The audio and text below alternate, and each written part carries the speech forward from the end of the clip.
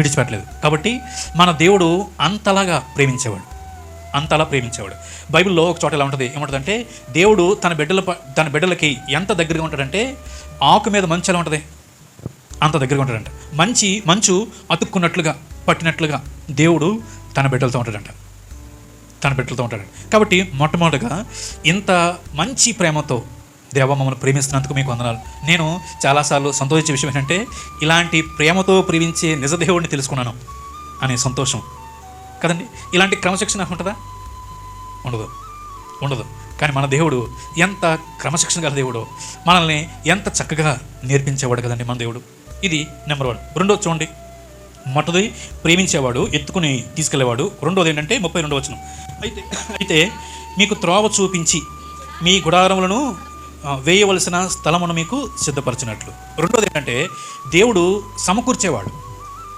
ఏంటండి? దేవుడు సమకూర్చేవాడు. సమకూర్చడం అంటే నాకు 24 గంటల ఆపరేషన్ అయింది మా 10th క్లాస్లో, అంతే. అయితే మా అమ్మగారు అప్పటికి ప్రభువుని నమ్ముకున్నారు, మా నాన్నగారు నమ్ముకోలేదు. మా నాన్నగారు పేపర్ మిల్లో ఒక చిన్న వర్కర్ అప్పుడు. అయితే ఖచ్చితంగా ఆపరేషన్ చేయాలని అన్నారు, డబ్బులు లేవు. సరిగ్గా అది నెల చివర, డబ్బులు లేవు, ఏం చేయాలి? కానీ మా అమ్మ చాలా కన్నీటితో ప్రార్థన చేసేది. నా బెడ్ పక్కన కూర్చుని ఏం కాదురా అని ఏడుస్తుండే ఉండేది నన్ను చూసి. కానీ ఏం కాదురా, దేవుడు తప్పకుండా మనకు సహాయం చేస్తారు, ప్రార్థన చేస్తాను నీకోసం, ఏం కాదు, సంఘంలో కూడా చెప్పాను, పాస్టర్ గారు కూడా చేస్తాను అని బలపరిచేదన్నమాట. కానీ చేతిలో డబ్బులు లేవు. అప్పుడు అనుకోకుండా మా నాన్నగారు పనిచేసే పేపర్ మిల్ వాళ్ళు బోనస్ వర్కర్స్కి బోనస్ వేశారన్నమాట. సరిగ్గా కంప్లీట్గా నేను ఆపరేషన్ ముగించుకుని బయటకు వచ్చేంతవరకు అవి సరిపోయినాయి. ఎవరు ఆ సమయానికి సమకూర్చారండి? దేవుడు సమకూరుస్తాడు, మనకు తెలియదు ఎలా జరుగుద్దో. రెండోది, మా అమ్మగారికి కోవిడ్ వచ్చినప్పుడు ఒక గవర్నమెంట్ హాస్పిటల్లో పెట్టాము, చాలా సీరియస్ అయింది.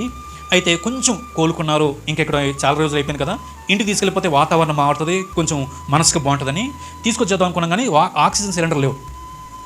మనకు తెలుసు 1,00,000 రూపాయలు, 50,000, 10,000, 20,000 ఆక్సిజన్ సిలిండర్ అమ్ముతున్నారన్నమాట. మాకేం అర్థం కాలేదు. ఎలారా బాబు, ఖచ్చితంగా ఒక 20-30 పడతాయి, ఎంత ఉంటాయి కదా ఆక్సిజన్ సిలిండర్లు, 20-30 అయినా పడతాయి అని డబ్బులు ఎలాగా, ఇప్పటికే డబ్బులు అయిపోయినాయి కదా, ఏం చేయాలి ఆలోచిస్తున్నప్పుడు మా పాస్టర్ గారు ఫోన్ చేశారు. బాబు, నాకు తెలిసిన ఆక్సిజన్ పట్టే ఒక కంపెనీ మన ఇంటి దగ్గర ఉంది, 2,000కి ఇస్తున్నారు. 2,000కి మీరు ఆలోచన చేయండి, ఎంత గొప్ప దేవుడు అండి. మిగతా వాళ్ళేమో 50,000, 20,000 కట్టినోళ్ళు ఉన్నారు. కానీ మాకు